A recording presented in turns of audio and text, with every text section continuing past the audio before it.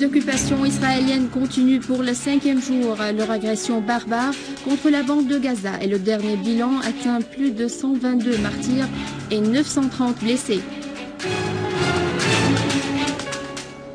Liquidation des dizaines d'éléments et des chefs de l'organisation terroriste de la soi-disant État de l'Irak et du Levant dans un bombardement visant leur réunion à l'ouest de Ramadi.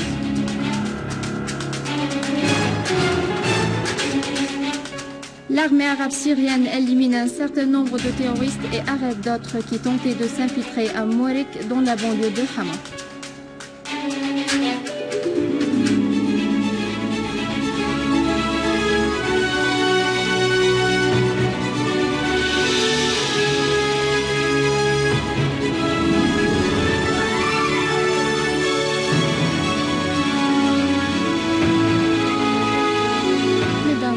Bonjour et merci de nous rejoindre. Dans la bande de Gaza, l'agression israélienne continue pour le 5e jour consécutif et les hôpitaux sont remplis par les martyrs dont le nombre a dépassé 122 alors que le nombre de blessés s'est élevé à 930.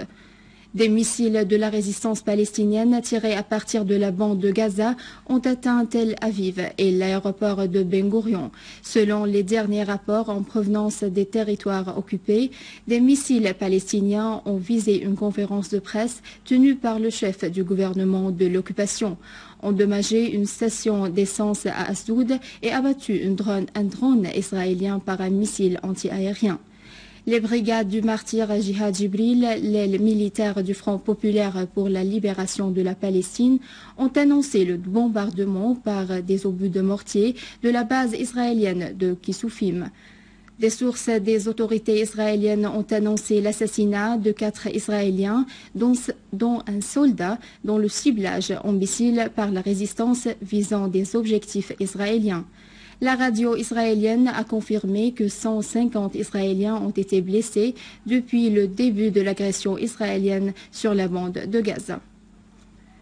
Le délégué permanent de la Russie auprès des Nations Unies, Vitaly Churkin, a affirmé que le Conseil de sécurité poursuit l'élaboration d'un projet du communiqué présenté par la Russie pour lutter contre l'achat du pétrole d'une façon illicite des terroristes en Syrie et qui met l'accent que toute exportation ou importation de pétrole sans l'autorisation de l'État ayant la souveraineté est considérée comme un acte contraire à la loi. Churkin a considéré qu'il y a une véritable chance pour adopter le projet de loi et nous travaillons sur cette question, a-t-il indiqué.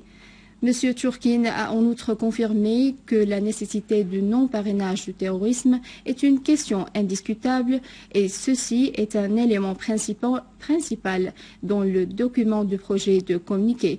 Churkin a souligné que l'adoption du communiqué enverra un signal très fort au pays et les mettra en garde contre la participation dans les transactions qui pourraient être considérées comme un financement des activités du terrorisme.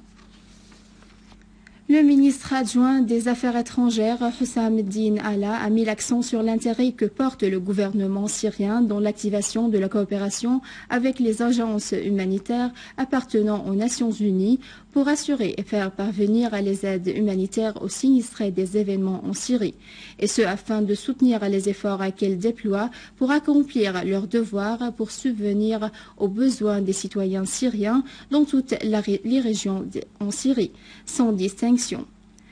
Et au cours d'une réunion tenue à Genève sur la situation humanitaire en Syrie, avec la participation de représentants de la République arabe syrienne, la République islamique d'Iran et de la Suisse, elle a indiqué que le moyen adéquat pour régler la question humanitaire en Syrie exige le traitement des raisons qui ont mené à l'apparition des besoins humanitaires et leur aggravation dans certaines régions syriennes, dont en premier lieu les crimes des groupes terroristes qui ont visé les infrastructures, les institutions de l'État et les biens publics et privés.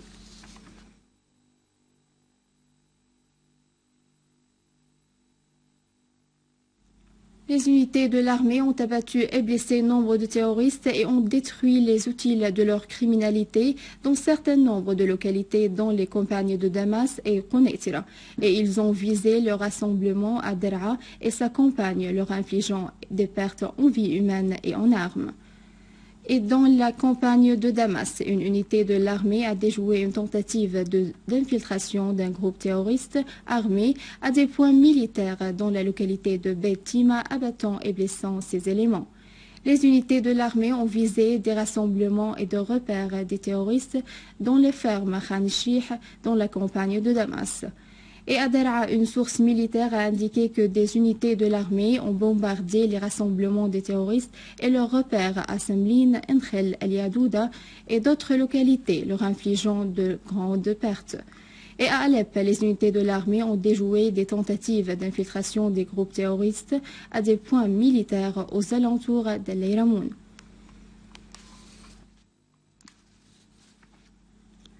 Des unités de l'armée et des forces armées ont poursuivi les opérations militaires dans la banlieue de Hama, où elles ont liquidé grand nombre de terroristes et arrêté certain nombre d'eux qui avaient tenté de s'infiltrer dans la localité de Mork. Et à Alep, 4 citoyens sont tombés en martyrs et 4 autres ont été blessés suite au lancement par les terroristes de 2 bonbonnes de gaz explosives sur le quartier Al-Azizia, dont une a atteint l'hôpital Al-Azizia.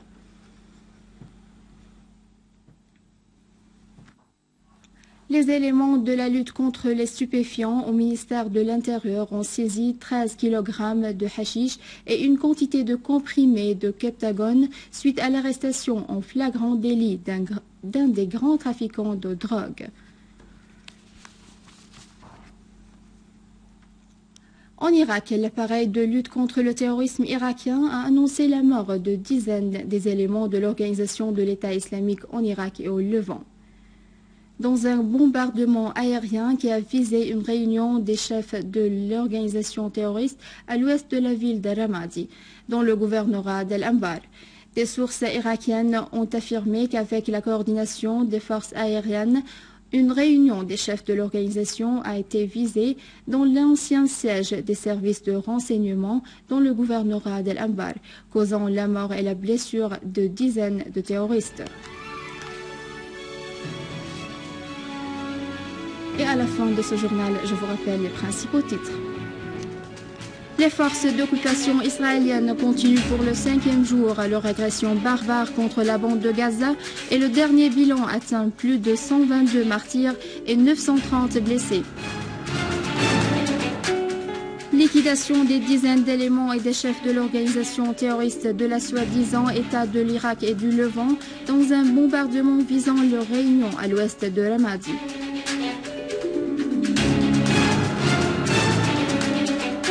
L'armée arabe syrienne élimine un certain nombre de terroristes et arrête d'autres qui tentaient de s'infiltrer à Morek dans la banlieue de Hama. C'est la fin de ce journal. Je vous remercie de l'avoir suivi. Je vous rappelle que vous pouvez consulter notre site internet syrienonline.sy pour revoir ce journal et davantage d'informations. Au revoir.